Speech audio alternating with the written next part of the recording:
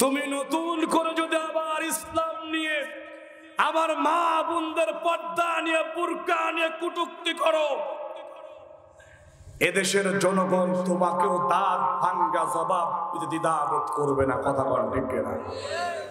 আমরা দেখেছি একজন দায়িত্বশীল নতুন করে নিযুক্ত দেওয়া হয়েছে, সেই দায়িত্বশীল আসার পরেই বলেছে 24 সালে এসে কেন আবার নতুন করে বুরকা পড়তে হবে, এমন কথা আপনারা শোনেন নাই? শোনেন নাই?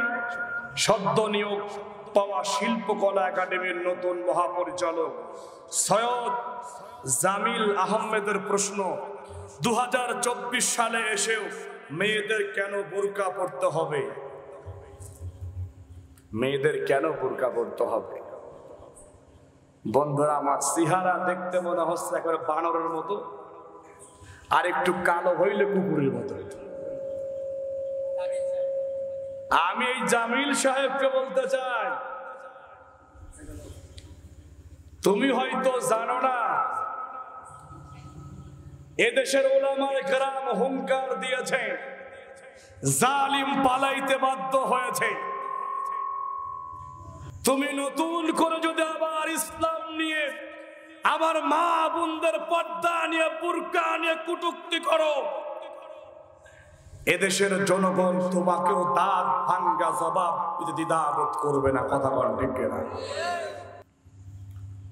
তুমি কি মনে করেছো নতুন নিয়োগ পেয়েছো, উদ্ভট কথা বলবা, মুখ বুঝে আমরা সহ্য করে নিব, এটা হতে পারে? স্বাধীন দেশে সবাই সবার অধিকারগুলো প্রয়োগ করবে। মুসলিম মা বোনেরা বাধ্যতামূলক পর্দা করবে।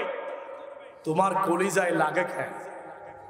লাগবে তো জানি, তোমরাই তো বিশ্ববিদ্যালয় ধর্ষণের সেঞ্চুরি ঘটাইছো, সারা জীবন বদমাইশি বাটপারি করেছো, পতিতলায় তোমরা জন্মগ্রহণ করেছো, তোমরাই বুড়ো বয়সে এদের দেখার জন্য, এদের এই শরীরগুলো দেখার জন্য তোমাদের খুব ভিতরে খুব কাজ করে, এই জন্য তোমরা বুরকা পড়তে নিষেধ করো। কথা কন ঠিক কিনা? আজকের সাতক্ষীরার ময়দান থেকে বলতে চাই, এই সত্য নিয়োগ পাওয়া শিল্পকলা একাডেমির নতুন যে মহাপরিচালক সৈয়দ জামিল আহমেদ যে কথা বলেছেন, প্রধান উপদেষ্টাকে বলছি, আপনি দ্রুত এই ব্যক্তিকে আইনের আওতায় নিয়ে আসে, প্রকাশ্যে বাংলার জমিনে ক্ষমা চাইতে হবে। আর যদি ক্ষমা না চায় তাহলে কি ব্যবস্থা করতে হয়, কোন পয়তা ব্যবস্থা করতে হয়, কোন অবস্থা করতে হয়, এটা তৌহিদি জনতার বাংলার 18 কোটি মানুষের ভালো করেই জানা আছে। কথা বলেন ঠিক না?